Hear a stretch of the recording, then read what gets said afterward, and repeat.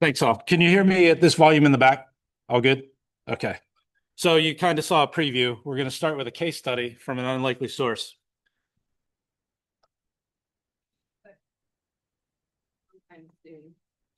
When I clicked on it.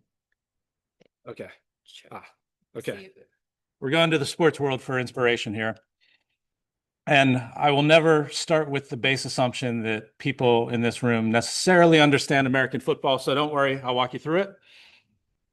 First, the team on the left is Florida State. They're unranked. The team on the right is Alabama. They're ranked number 8. This should not even really be a contest. This should be a no-brainer. It should be murder, really. But we're going to learn a little bit about today's topic. So this is where the ball starts on any given football play. This is the goal line. They're trying to cross it. These guys are the big, slow, strong guys. And their job description is basically for 3 to 5 seconds to block the other guys in that general area that's outlined. These guys are smaller, faster. Their job description is basically to interfere with and annoy the guys on this side of the screen. Now, this guy is going to get the ball. And if everything goes right, a successful play would mean that he gets tackled right around where the X is, right? That's pretty good progress. That's what we're hoping for. And let's see what really happens. Sure enough, this is that spot of the X. There are about 6 defenders literally on his back. No single person can push through that by himself. Let's see what really happened, though.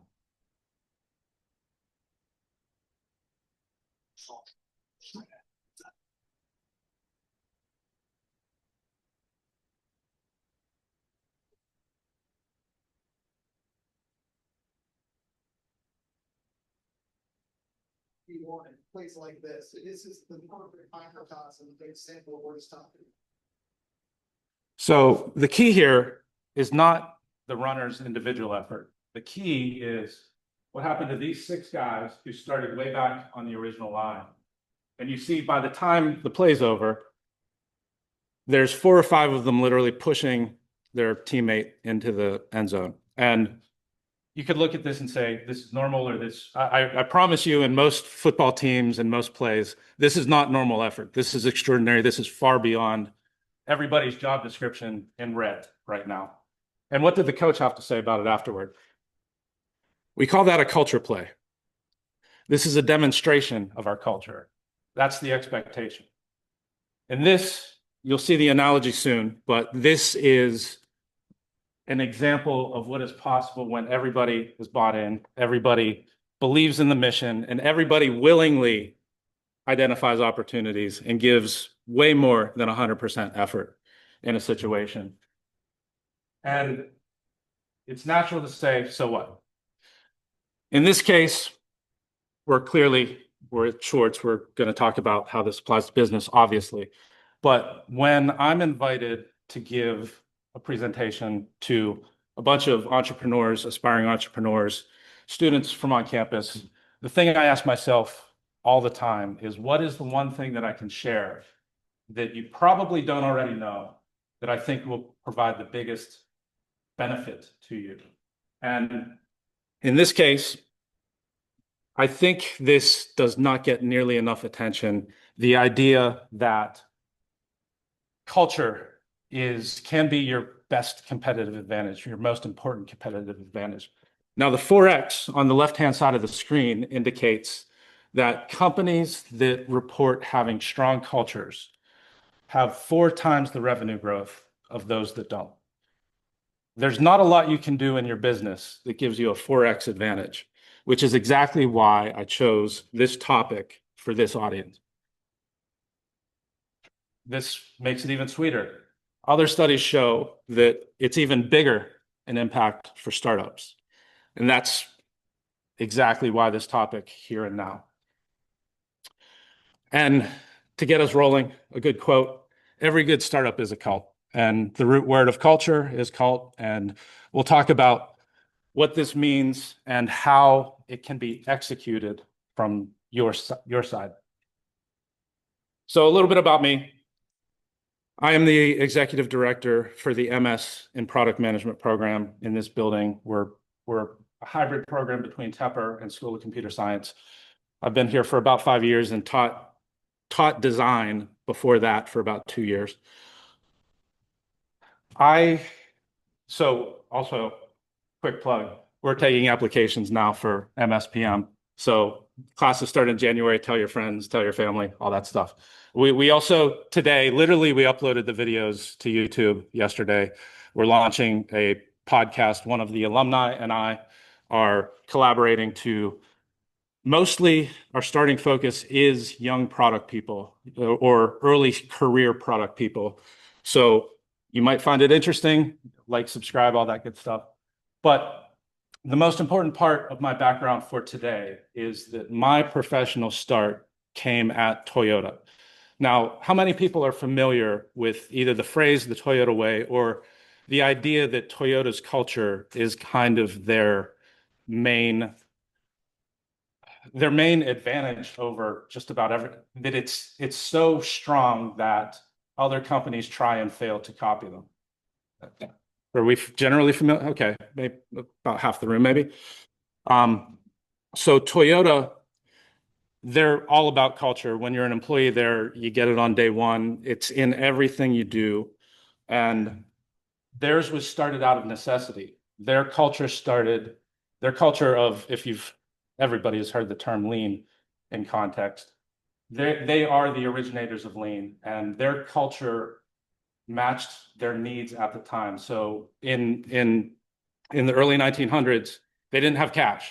So they didn't begin building a vehicle until they got an order for that vehicle, which is basically the foundation of lean and just in time and all these concepts that still exist today in manufacturing. So Toyota is a model culturally for a lot of other companies, more aspirationally than anything else. So much so, if you look up Toyota Way on Amazon, I got 160 returns. So there are books and classes and all kinds of things just dedicated to how does Toyota's culture operate and how can we copy it. Now, as far as how that applies today, what I hope you take away, or what maybe we should be aiming to take away, are understanding why design is intentional. And we'll get into actually the design process. What to avoid? The design thinking process itself, simple design tools that apply universally, and behavioral principles that go into the creation of the culture that your company needs, that your product needs. And this quote kind of sums up the natural order of things. If you don't methodically set your culture, then 2/3 of it will end up accidental and the rest will be a mistake. And this is from Andreessen Horowitz. So somebody who knows, right? This is what we want to avoid. So what is bad culture? And that's a question for you. This is always the fun part of the discussion because everyone likes to relive their bad culture anecdotes.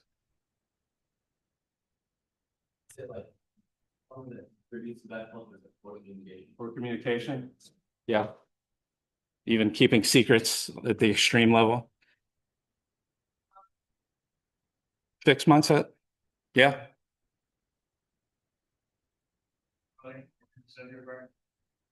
I'm going to have an example on cutting corners. Yeah.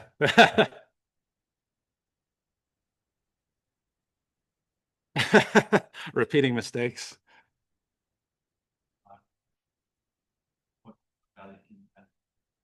How much can we squeeze out of you? Yeah. Yeah, those are great answers. And I like to ask this question to loosen people up because almost everybody has been in some work environment that you would describe as bad culturally in one way or another.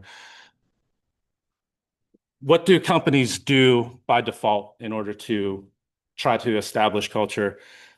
I think most frequently, especially at big companies, you'll see like value statements written by HR committees and things that don't have any actual application to how people behave. This is just something that looks pretty. It's political speak. It's all kinds of things that don't have any true meaning. And then the next of course, the course of events is they throw them on posters and T-shirts and mugs, and they expect people just magically to perform and behave differently. Now, this is at one point, it might not be up to date, but this at one point in time was Boeing's value statements. Now, if you've been following Boeing for the last few years, you would probably rather not be on one of their planes than on one of them. And we'll talk a little bit about that soon, but it makes me laugh that integrity is a small box and stakeholder success is a huge box. I think that is a preview as to how they actually acted. So how can we avoid this? The statement I'm going to propose today is basically that there isn't a right or a wrong culture for companies in general. There are behaviors that are generally better than others. There are ways of doing things that are generally better than others. But what I'm going to state for you to consider with your own startup, with your own company, is that we investigate what your company needs and design the culture to fit it. So it's not just, well, I like to move fast, so speed will be everything in our company, or those types of things. It's like, what are the needs and how can the culture itself be a tool that helps us accomplish our goals? And that'll be the theme of why we go through the design process today. So maybe taking a step back, does anyone have a definition of what culture is?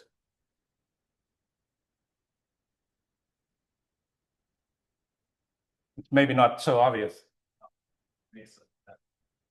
Diverse perspectives.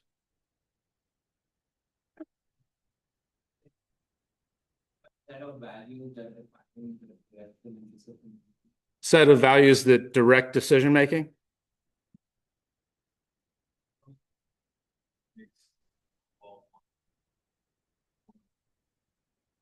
Yeah.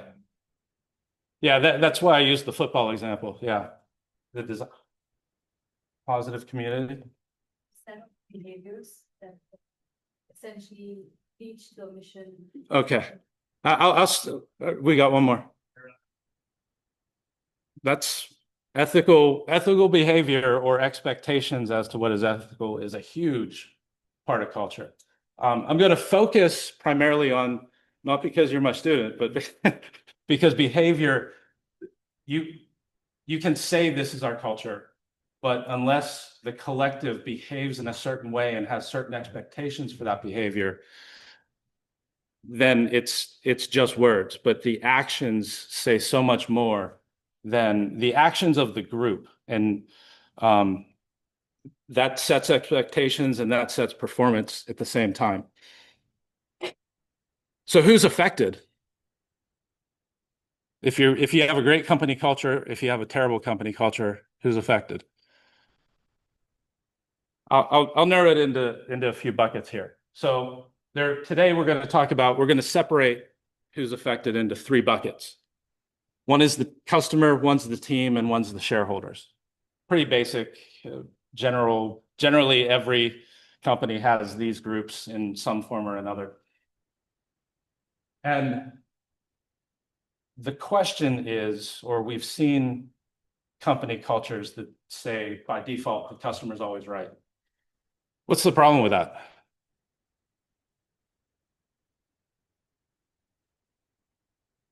Anybody? The customers don't necessarily know what they want.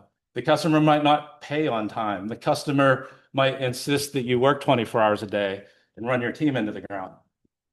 This one is tricky, but maybe not so tricky. Our employees are like family. If you focus too much on the team and not on the other buckets, our employees are like family. Okay, do you fire your family members? Do all your family members do equal work? I think we all know the answer to that. These things can all be taken to negative extreme stances. And then if you focus only on the shareholders, we already addressed what can be the problem here with the Boeing example. Planes fall out of the sky and you cut corners on quality and just rush things and don't bother otherwise. So this is what I'll propose that you, as entrepreneur, as founder, as CEO, as whatever your position might be in a startup, your job is to balance the needs of all three of these, the people in all three of these buckets. And the way that, going back to the title of this presentation, the way that I'm defining product culture is that you do that in such a way that you empower the team to take care of both the stakeholders and the customers. Because without the team's involvement, nothing else works. And interestingly enough, when I give product management talks, I give the same exact graphic, except I have product manager in the center. So there's very little functional difference between PM and entrepreneur in a lot of ways. So why design the culture? I mentioned earlier, we're as we move forward in this discussion, we're going to talk about that the design, the culture needs to be intentional. And designing really means solving a problem. And the problem that we're trying to solve is, do we have cultural problems, and can our culture be better fit to serve our needs and operate the company? So we're going to start, I know at least one of you is going to be familiar with this, but we're going to start with this quote, the manager who solves, we're going to start with focusing on solving the right problem. So the manager who comes up with the right solution to the wrong problem is more dangerous than the manager who comes up with the wrong solution to the right problem, meaning we have to figure out what the problems to be solved are so that we know what type of culture will enable us to succeed. And this is one of several design frameworks, but this, when you hear the phrase design thinking, if you're not familiar, it kind of means a process that is this or something extremely similar to this. This one is called the double diamond framework. How many people are familiar with it? Just so I know. Okay, a few. This, for those not familiar with this, I think when it comes to problem solving, this is the most important thing that you can grasp as a habitual approach toward solving problems. And that includes design problems for products, that includes human problems, that includes almost anything. The methodology that we'll get into for the rest of the discussion really is about uncovering and identifying what problems are and figuring out with creativity and not just creativity, but tactics that assist and guide you through creativity to solve problems. And the way this works is the left-hand side, the first diamond, is what we call the problem space. As you begin, all you're going to focus on is understanding the problem. We're not even thinking about solving anything yet, because we're entering with the idea that we don't know what the problems are because we haven't collected data. We haven't gone through the steps to really, truly identify the right problem. And then the right-hand side is called the solution space. And by the way, I'm happy to share my slides with Allison. There's going to be a lot of things that we'll cover on one slide that by themselves could be a whole course, but we're going through some of the tactics just so that you have a familiarity with how might I go through and think about these things myself. And then this process, like many, you iterate throughout. You iterate for continuous improvement. You iterate if you try something and it didn't work or you get new data. So our starting point today is going to be my startup. And the sort of weird dynamic for our product management program is that in many ways, we're only 7 years old, and we're this small organization inside this giant university, and we have different needs, and we have a different model and different approach toward how we do a lot of things from what you would say in contrast is a traditional program. The MBA has been here for 75 years or something. They have very established and traditional ways, but we're a startup that's kind of playing in a different field, and we need to be aggressive and scrappy and all these kinds of things. So I'll walk, this will be the context. We'll walk through. So imagine that you are given the role to lead some new academic program in this building along the way, because that'll be the journey that we take. And as context for that, or to scare you as we get started, understand that 2 in 3 academic programs fail. So the idea that a new program starts up and even at CMU is automatically successful is the odds are stacked against you. And throughout it all, you are responsible for the customer, which is generally the students, but there are also different types of customers, the team, which can be faculty and staff, and the shareholders, which are generally the administrators of the university, CFO, all that kind of stuff. So this is the journey we're going to take. And we'll start with the left-hand side of that diagram, the discover stage. And the quote that I like to use for this is from Fujio Cho, who's a former president at Toyota. Go see, ask why, show respect. And basically the idea is I'm going to drop my ego, assume I know nothing, and go talk to the people who are in the environment. Go talk to my stakeholders from those 3 buckets, understand what their experience is, what are the problems you see, what are the pain points, all these things. So your goals during this stage are to collect data, to empathize and to observe. You're not solving anything yet because you don't have a problem. You don't know what the problem to be solved is. This diagram I like because it helps you look internally and think about there's data that I believe, and a lot of people, when they go through this process, only want to validate or confirm what they already believe. But in reality, the facts that you learn along the way are going to be way more important and true than we all have ego, and we all like to think that we know what the problem is or we know the solution before the problem. But in adhering to this process, we're going to start at the beginning. Some of the tactics that you can use, there are many actual tactics. I chose a handful for discussion today. Stakeholder mapping. This feels like one of those things that they teach in school, but nobody ever actually does in the real world. I promise you, I did. So for the program, I have students, I have faculty, I have administrators, I have employers. And once you start thinking about all the people who have needs from your business, then that ecosystem just expands and expands, and it helps you visualize and think about, am I meeting the needs of everybody, or am I meeting the high priority needs at different times?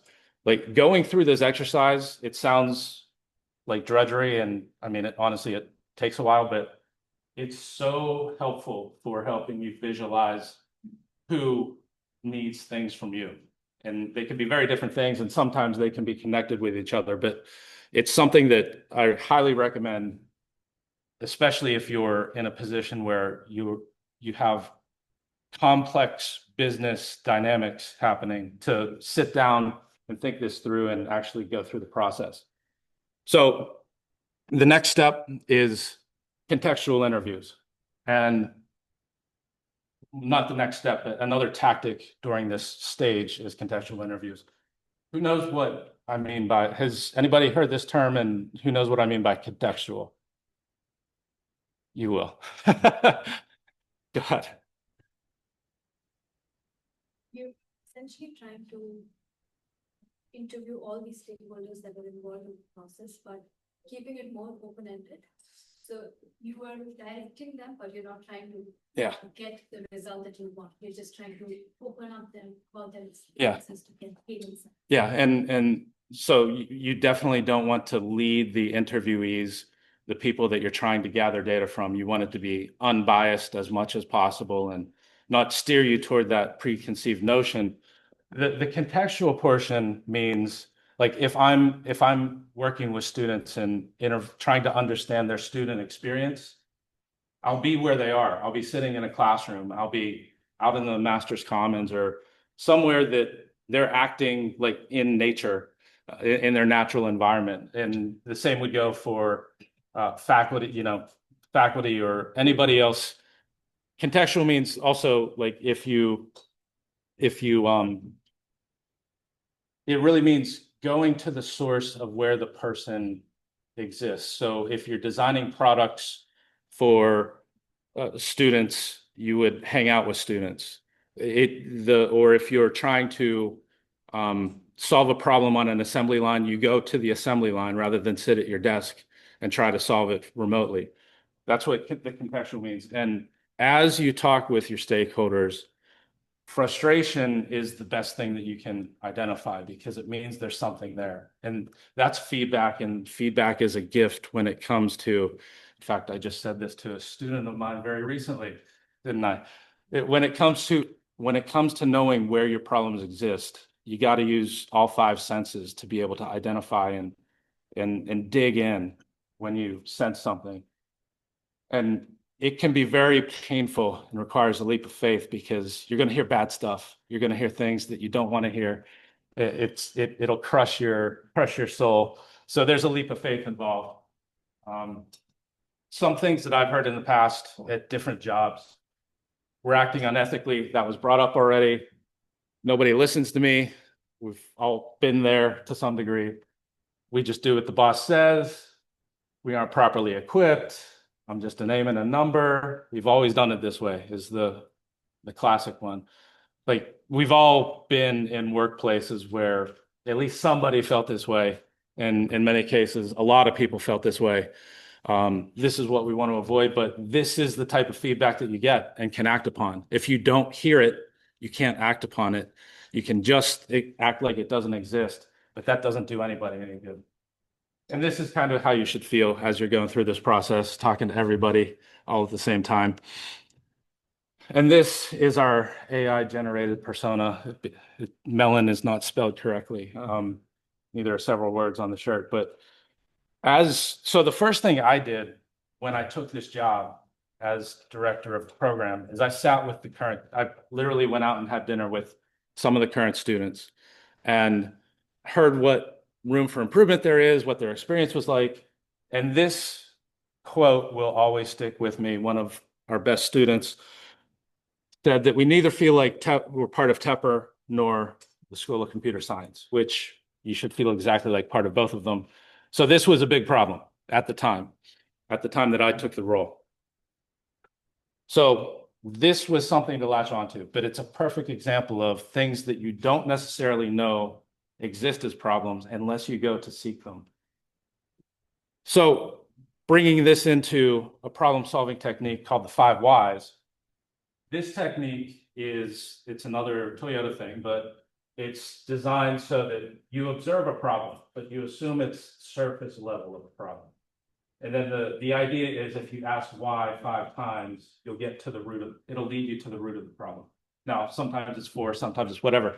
But so in this case, I observed the symptom, you might say, or the surface level problem, a comment that means there's something at the root. So taking that we don't feel like we belong here comment and asking why. And then, well, we're excluded from other programs events. Well, why is that? Well, the systems are set up for the traditional programs, so we aren't invited or they don't fit our calendar. Why is that? Because the assumption was made that the MSPM students are the same as every other student and they don't have different needs. And then why is that? Because it was never really planned in advance. There was just a massive assumption that all students are equal and have the same needs and the same everything. And that was not true in our situation, which led to the original comment. So at this point, we've collected data. We've gone out and found what we can about pain points that exist around our business.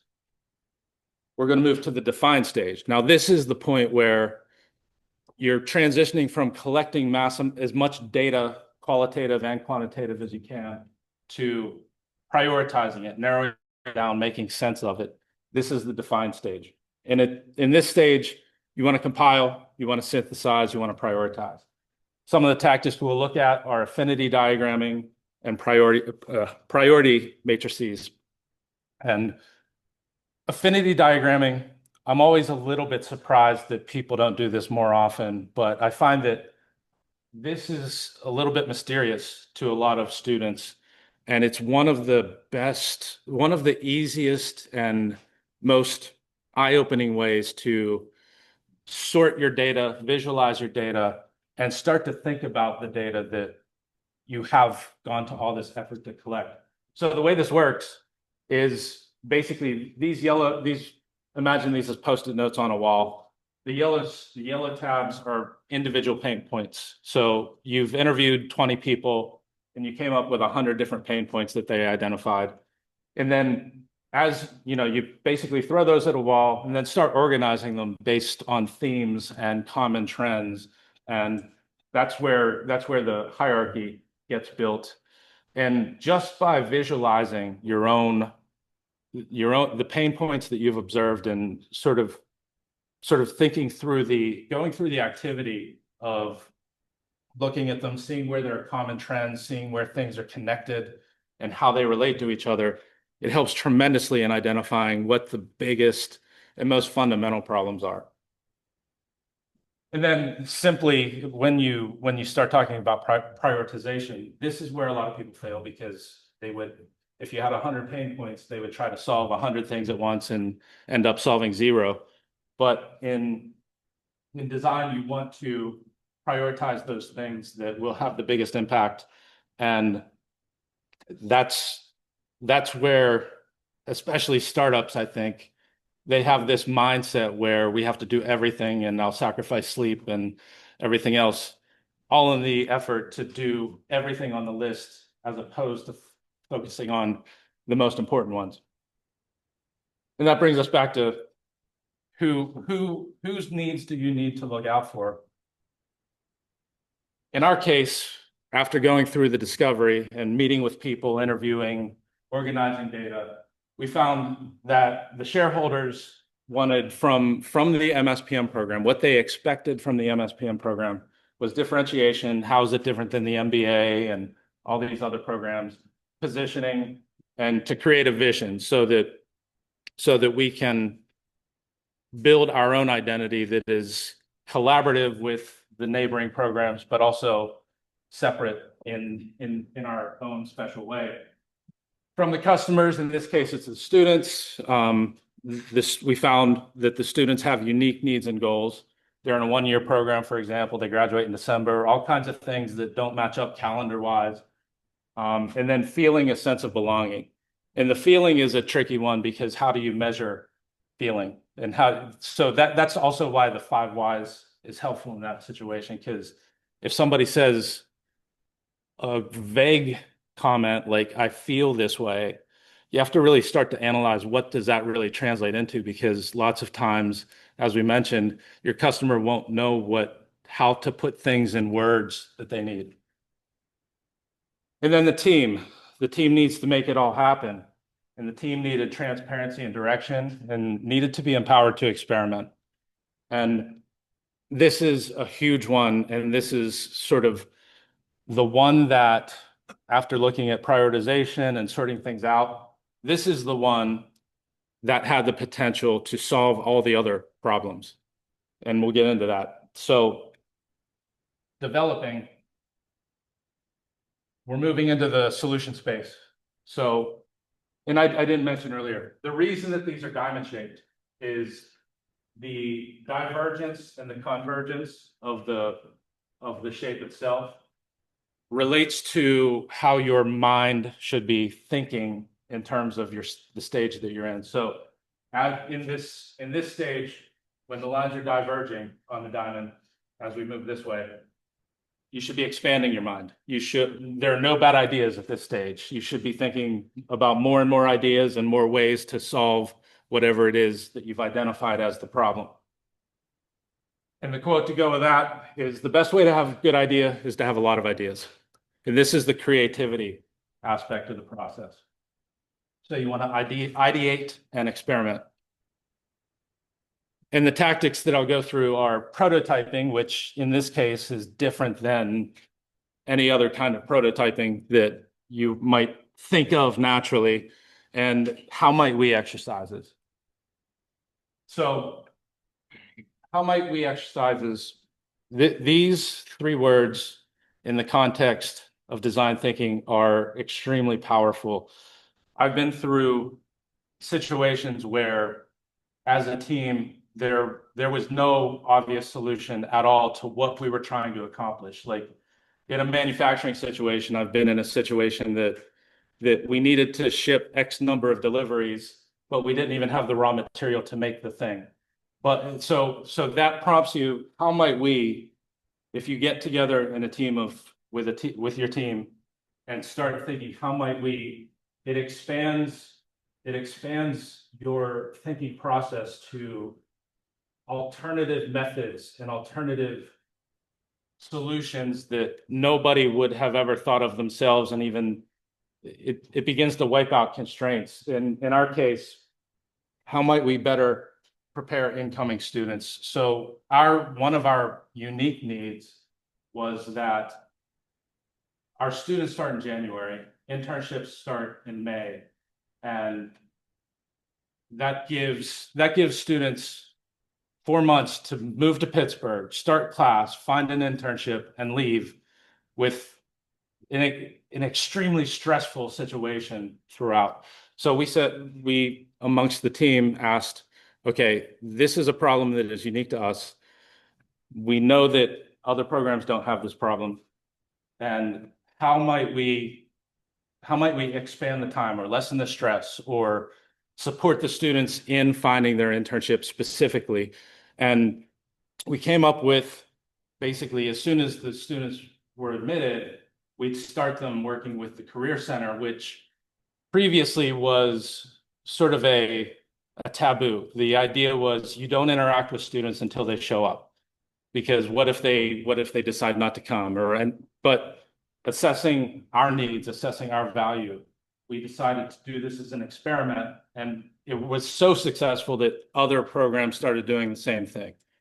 How might we create a unique student experience? So again, we've been a program that is younger, is newer, is kind of a startup, and doesn't have an identity, but we want to introduce ourselves to campus. So how can we make good neighbors? So we did a product competition last year. There you go. Bob was one of the judges. We did a product competition last year. First time, no one had ever done this before. And we invited the neighbors, and sort of the idea being, we knew that we had needs that were unusual. And we knew that the only way to solve these problems was to ideate and let it fly and prototype these things. And if it worked, great. If it failed, we tried and we learned, right? So this is the origin of the culture that became our working culture out of necessity, but it was also fostered at the same time because we encouraged each other. I'll skip over that.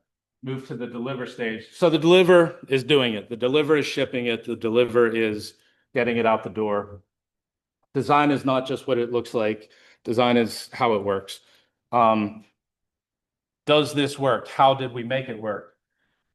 And the goals during this stage are to execute, debug, and measure. And the tactics that I'll go through are building and testing. It's metaphorically building because this is more of a service than a software, a hardware product, and measure and iterate. And as we get started building, we know that one of the prerequisites is going to be people need to be bought in. People need to believe in the mission and believe in what we're doing. And the quote that applies as much to these guys as it does to us is, we need teams of missionaries, not mercenaries. We need people who believe, who are going to voluntarily step in and take advantage of opportunities. Some of the fundamental behavioral considerations are, and this is a book by Dan Pink, and it boils down to what really motivates people is autonomy, mastery, and purpose in their job. It's not a paycheck. Once the paycheck is good enough, then it becomes these three things. And that's the fun. You can get the book or you can read these 3 bullet points, but that people have a desire, and as we build, we want to consider this. People have a desire to solve their own problems. People have a desire to want to get better at what they're doing, and people want it to mean something. And those are sort of prerequisites into the journey of building and executing. Another thing that was effective for us, and I'll get into it in a second, and this is The Power of Habit by Charles Duhigg, is that anchor habits hold everything in place.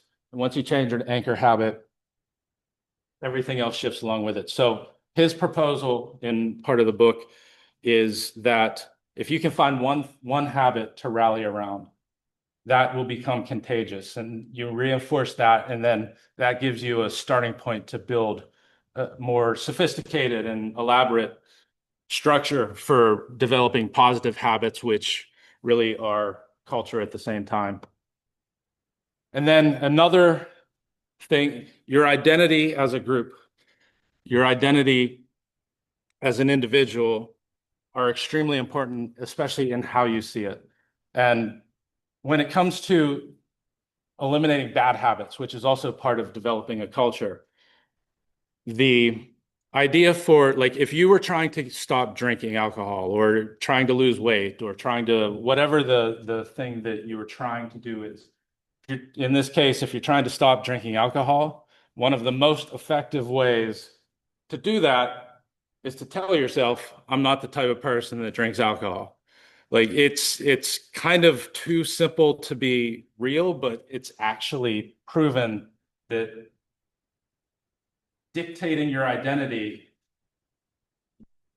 forces you to act along in accordance with your own words. And that same thing happens organizationally. We're the type of program, we're the type of staff team that experiments. We find the problems and then we experiment with solutions until they're fixed. And that did become very much our identity, and has been since, is we don't wait to do or copy what the older programs or the traditional programs do. We see a need and we figure out something to experiment with and give it a try. And that covers all those bases: the autonomy for the team, the purpose for sure. It's just something, and then we get better along the way, so the mastery is covered too. So that became our collective identity and our culture. It's almost like we always have some sort of new experiment happening, whether it's in careers or admissions or something else, or the curriculum for that matter. So that is both what the program and the students and the school needed from us, but it's also been effective at the same time. And you might ask yourself, okay, I realized that I need a culture that emphasizes speed or emphasizes quality or something like that. So now that's different than the way we were before. So do I need to fire everybody and hire people that are cultural fits?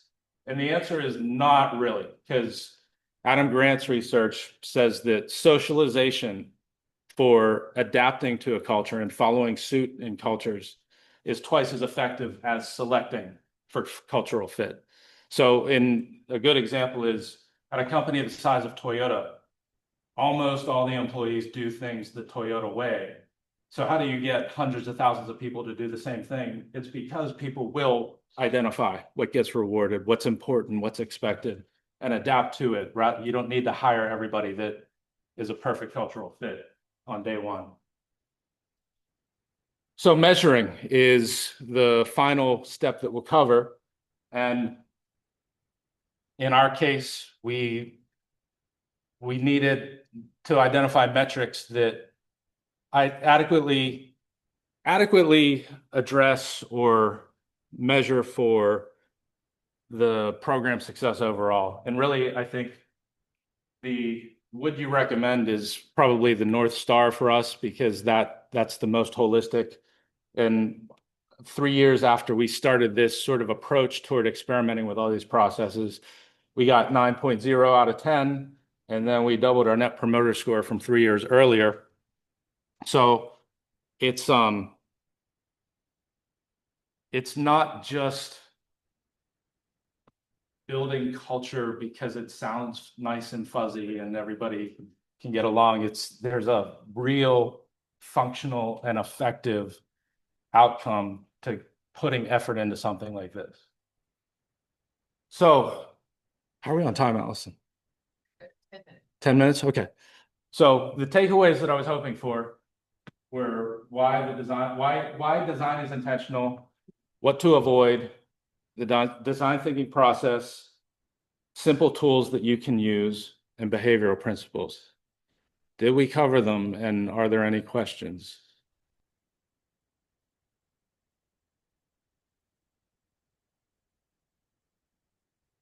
What's the revenue growth multiplier? 4x.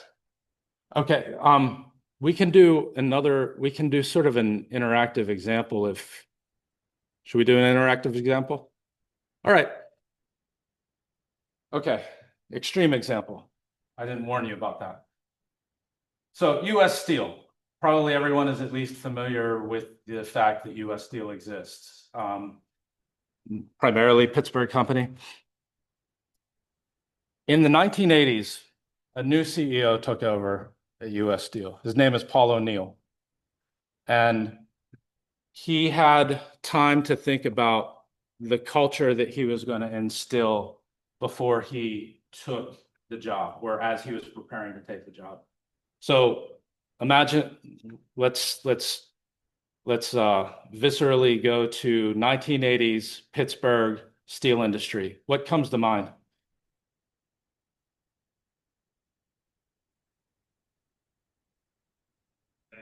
Decay. That's fair. So it's about the dirtiest business you can be in, right? It's unsafe. It's not exactly profitable. Like it's the other part to consider is when we think about the team that he was about to inherit. Bob, you can come up with adjectives for 1980s steel. But the industry itself, it was highly polarized between blue collar and white collar workers. So steel industry is pretty much unionized, and the management didn't like the workers, and the workers hated management, and there was just no unity, no sense of, they didn't have purpose, they didn't have autonomy, and they most certainly didn't have mastery as motivators. It was a good paying union job for the workers, but they hated every minute of it, and it was unsafe. And for management, they were just worried about the shareholders and not at all about the workers, right?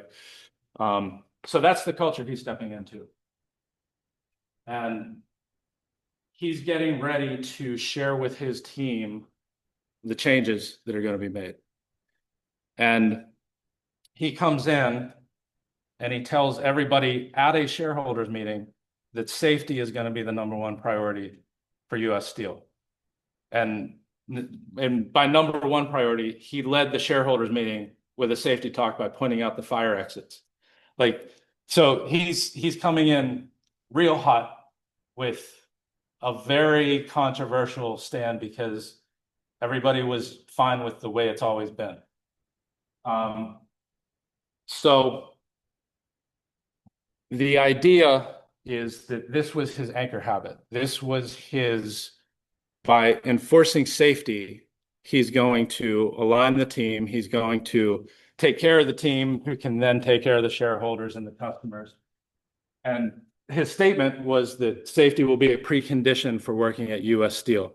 Now, he can say this, and he can even direct his reports to measure safety or be more careful or something like that. But if you were in his position, how would you go about ensuring that your words are taken seriously? Any thoughts? Like, how would you instill this habit, this culture, as CEO to a company with thousands of employees? What would you do?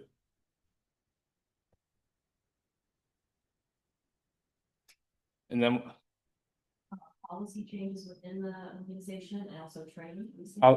training and policy changes.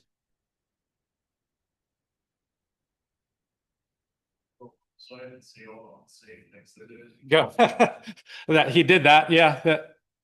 I've seen this. I worked for a while at an office furniture company in Iowa. They were safety maniacs. all the senior leaders were involved in safety drills and practices, and they were out in the factory multiple times a year, sometimes once a month or more. And, you know, they were involved in safety training and in, you know, safety assessments and things like that. Yeah, if you just say it to the frontline workers, then it doesn't feel real. Any other ideas? And I'll go through what he did. Good, easy feedback mechanism for workers to highlight issues. Yeah. Even just communication in general. Yeah. Any others before we jump into what he did? Because this is not an easy. Makes sense. Pilot them first, see if they really are looking for the Yeah. population at large, and then obviously bring about iterative changes and then come to. Yeah, that's a very product manager approach. Yeah. All right, we'll go through some of the things he did, which are just totally unconventional for CEOs. I mentioned it was the very first thing he said at his very first shareholder meeting, which the way that they describe it is that investors were running to the door to get out of the room and sell. He had management incentives, which is similar to some of the things, the training and so on that we talked about. This one, I think, is really the culture setter. Every meeting at US Steel started by talking about safety. Safety was the first agenda item on every US Steel meeting agenda, which talk about creating a habit, talk about proliferation of a way of doing things and a culture and a new way of thinking. Like something like that, just it really does change the way people's minds work. And that gets back to the socialization slide that we talked about. And then this one also crazy because people didn't believe him. He said there will be no budget for worker safety. Like CEOs never say anything even remotely close to that. But he showed his commitment, which is why I love to share this example. It's just such a strong case study in leadership and making it real and showing that we're committed to this new identity that we have. And oh, by the way, well, this quote matters. Only a leader can establish aspirational goals.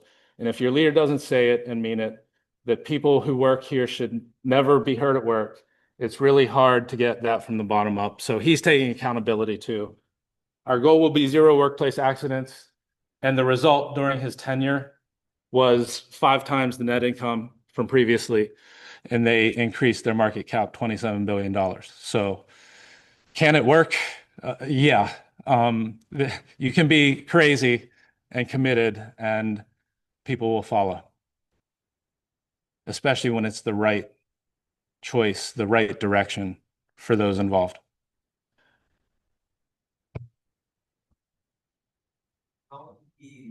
I realized I think people were this time the work and everyone. I love it. Everything except I just Well, I don't know his story and his tactics in detail, but I do know that he had a few months before taking the role to analyze the state. And the reason I asked it, who knows what adjectives would you associate with the Pittsburgh steel industry in the 80s? Is it was so notoriously us versus them and dangerous and just like even not being in the industry, everybody knew what it was really like, kind of like that's why they call us the Rust Belt, right? So he most certainly did some of that, if not all of it. But the idea was he solved the right problem, and he identified the right problem, solved the right problem, whether he went through those steps or whether he did something approximately similar. But he did talk about preparing for taking the role, and he came in with conviction.